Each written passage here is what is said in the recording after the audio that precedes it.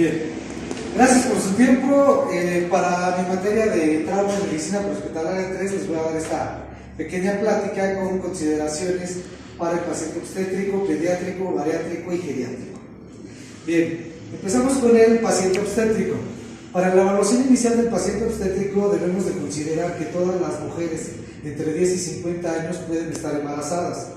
Cuando tratamos a una paciente de trauma obstétrico debemos de considerar que siempre tratamos a dos pacientes, a la madre y al producto.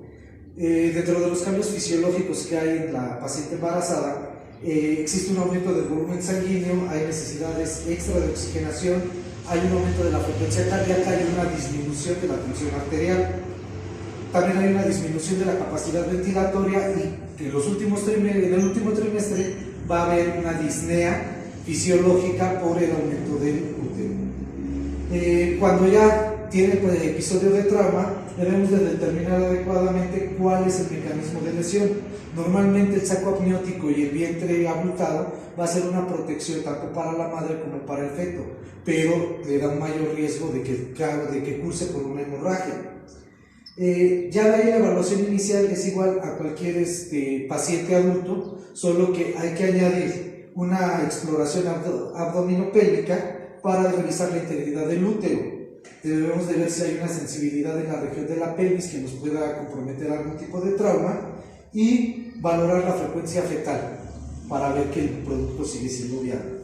Las cinemáticas del trauma más comunes en la paciente obstétrica están siendo en aumento en los choques automovilísticos y por un inadecuado uso del cinturón de seguridad. Lo hemos visto que luego las pacientes por el tamaño del útero no se lo colocan como debe de ser o se lo ponen flojo, lo cual le quita la efectividad. El trauma contuso y el trauma penetrante también son unas lesiones comunes en la paciente embarazada, tanto por el tamaño del útero o por agresión y violencia intrafamiliar. Las caídas también son un trauma frecuente en la paciente embarazada, ya que el aumento del útero y el peso cambia el centro de gravedad y eso las hace más propensas a que se caigan. Para el manejo de la vía aérea de la paciente obstétrica, debemos de tomar en cuenta que en caso de necesitar una intubación endotraqueal, es recomendable usar un tamaño menor al que le corresponde a la paciente obstétrica porque hay edema de la laringe. Siempre debemos de tener disponible un dispositivo supraglótico como la mascarilla laríngea por si la intubación falla. Hay que preparar el aspirador porque es muy frecuente el reflujo gástrico. Los requerimientos de ventilación, tenemos que administrar altos flujos de oxígeno a la paciente porque tiene que proporcionar este elemento hacia el feto y pues se recomienda el uso de la mascarilla no recirculante con bolsa reservorio y mantener la saturación entre 94 y 98%. En caso de que sea necesario hacer una descompresión pleural con aguja en la paciente obstétrica, debemos de cambiar el típico quinto espacio intercostal al tercero o al cuarto. En relación a la circulación, no nos podemos fiar a que la tensión arterial baja es signo de choque en la paciente obstétrica. Aquí lo tenemos que valorar a través de la frecuencia cardíaca. Ya un aumento superior a 120 ya nos empieza a dar datos de choque. Cualquier sangrado que tenga la paciente obstétrica debe de ser un dato clínico de importancia y debe de ser valorado en el hospital. El acceso intravenoso recomendado en la paciente embarazada siempre va a ser por arriba del nivel diafragmático, o sea, las extremidades en el pliegue antecubital. Si no es posible poner un acceso intravenoso, tendremos que entrar a un acceso intraóseo para distribución de líquidos. El flujo que se le da a la paciente embarazada es de 30 mililitros por kilo de peso. Se administran bonos de 200 o 300 mililitros, ya sea de Harman o cloruro de sodio, para mantener una tensión arterial entre 80 a 90 o un pulso radial palpable. Debemos de evitar la hipotermia también con la paciente embarazada. En caso de que hagamos RCP, debemos de solicitar a alguien que nos ayude haciendo un desplazamiento manual del útero hacia el lado izquierdo para mejorar el retorno venoso al corazón. En consideraciones de transporte y movilización de la paciente embarazada, debemos de hacer el desplazamiento manual, la inclinación lateral izquierda o aplicar una cuña de Cardiff, que es levantar la tabla rígida 30 grados aproximadamente para que el producto no comprima la vena cava inferior. Si es necesario, sí podemos inmovilizarla en la FED y utilizar un aglutinante pélvico. el transporte ideal siempre va a ser a un centro de trauma que tenga respuesta obstétrica. En el paciente pediátrico, la evaluación inicial la vamos a componer por el triángulo de evaluación pediátrica, que incluye la apariencia del niño, la respiración y su circulación, ver que todo su conjunto tenga buenas características o qué deficiencias tiene. La cinemática del trauma más común en los niños, según las estadísticas del Centro de Control de Enfermedades, es primera causa las caídas, en segunda causa tenemos accidentes de vehículos de motor, tenemos contusiones, tenemos accidentes de otros medios de transporte como bicicletas, patinetas, etcétera, y proyectiles de arma de fuego. Para los niños pequeños el trauma más común son las caídas, para los adolescentes son las agresiones por arma de fuego.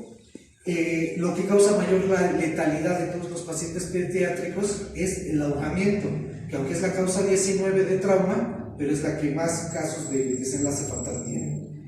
Para el manejo de la vía aérea del paciente pediátrico tenemos diferencias anatómicas porque la lengua es proporcionalmente más grande, el cuello es más débil, la cabeza es más grande. ¿Cómo vamos a manejar la vía aérea del paciente pediátrico? Vamos a meter una toalla entre las escápulas para elevar el tórax y que se alinee la vía aérea con el tamaño de la cabeza. Si tenemos intentos fallidos de intubación, pues debemos ocupar un dispositivo supraglótico como la mascarilla laringia. El último recurso para tratar la vía aérea del paciente pediátrico por obstrucción es la cricotiloidotomía con aguja. La ventilación y la oxigenación para el paciente pediátrico, debemos de tener mucho cuidado con la hipoxia, es el principal riesgo de un paro cardiorrespiratorio en paciente pediátrico. Se recomienda que siempre le demos altos flujos al paciente pediátrico con una fracción inspirada de oxígeno de entre 85 y 100 con mascarilla no recirculante. La circulación del paciente pediátrico, un paciente con hemorragia, un niño, va a compensar siempre hasta las fases finales del estado de shock por respuesta simpática y una fuerte vasoconstricción. Una pérdida pequeña de sangre en el niño representa un gran porcentaje de pérdida sanguínea para su flujo. Entonces, debemos de dar siempre un manejo hídrico temprano, darle soluciones precalentadas de cloruro de sodio, de Hartmann, en un volumen de 20 hasta 60 mililitros por kilo, dependiendo cuál fue el traumatismo. Si fue quemadura, si fue hemorragia, si es proyectil de arma de fuego, ahí tendremos que considerar la cantidad. Si no podemos ingresar un acceso venoso, tenemos que ir al acceso intraoso. La inmovilización debe de ser en un dispositivo adecuado. No podemos poner a un paciente pediátrico en una tabla larga de adulto. Si el paciente viaja en un asiento portable de seguridad para bebés, en ese mismo lo movilizamos y lo llevamos al hospital y debemos de ponerle un acolchamiento para mantener la vía aérea. En el paciente bariátrico, que es el de obesidad, el bariátrico se define como un aumento de las células grasas en todos los tejidos. Si el índice de masa corporal es superior a 25, el sobrepeso ya se considera obesidad. Los traumatismos o la cinemática de trauma más común en este tipo de pacientes son las caídas, las contusiones por el gran volumen de los choques automovilísticos tienden a golpearse muy fácil. Hay una teoría que maneja que el exceso de grasa les provee una protección de cojín, pero las lesiones internas también son comunes. La vía aérea del paciente bariátrico es difícil de manejar porque hay un aumento de la resistencia en la vía aérea y en la pared torácica por el aumento de la grasa. La modificación va a depender más del aumento de la grasa que del propio peso. Si tenemos pacientes que tienen el cuello muy grande, va a ser difícil manejarles la vía aérea y tenemos que colocarlos en una posición de rampa. De la típica de olfateo, tenemos que acolchar parte de la espalda y parte de la cabeza para alinear el pabellón auricular externo con el manubrio del esternón y que permita un adecuado flujo de aire. Si no se puede intubar, tenemos que ocupar dispositivos supraglóticos como mascarilla laringia. La ventilación para este tipo de pacientes, por su gran volumen, también requiere oxígeno a altos flujos. Su demanda de oxígeno crece hasta 25% y debemos de administrarla con mascarilla no recirculante a 15 litros por minuto. La circulación, por la obesidad hay un aumento del gasto cardíaco, lo que provoca el crecimiento del corazón y que existe hipertensión. Debemos de darle soluciones cristaloides, igual a un flujo elevado. Si hay que hacer RCP a un paciente bariátrico, debemos de hacer compresiones fuertes y firmes, mínimo 1/3 del diámetro anterior-posterior del tórax. Aquí ya no aplican los 5 centímetros que nos maneja LACA, porque su volumen es mayor y debemos de comprimir más profundo. Transporte y la inmovilización, debemos de tener equipos adecuados para pacientes bariátricos. La mayoría de las camillas rígidas soportan hasta 120 y 140 kilos de peso. Un paciente bariátrico puede llegar a pesar a más de 200 kilos. En el paciente geriátrico, la evaluación inicial se basa con el diamante GEMS, que es geriátrico, su envejecimiento, si es normal o está acelerado, el entorno, si es adecuado o hay signos de abandono, el médico, que si es una historia clínica completa, si lleva tratamiento y si es un consumidor de polifarmacia, que ocupa diferentes medicamentos, y el entorno social, si tiene interacción con otros o tiene depresión clínica. Cinemática del trauma más común en los pacientes geriátricos son las caídas, los accidentes automovilísticos y las quemaduras. Todo ello por la falta de reflejos o la disminución de los reflejos que tienen. Ya no tienen esa sensibilidad para alejarse de superficies calientes tan pronto y les provoca quemaduras.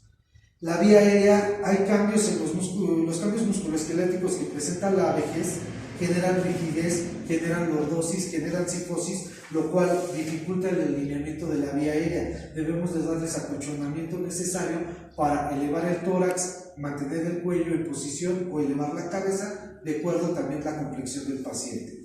Como disminuye la flexibilidad del cuello, a veces es difícil hacer la inclinación de cabeza y levantamiento del mentón, por eso nos vamos a apoyar de acolchonamientos para alinear la vía aérea.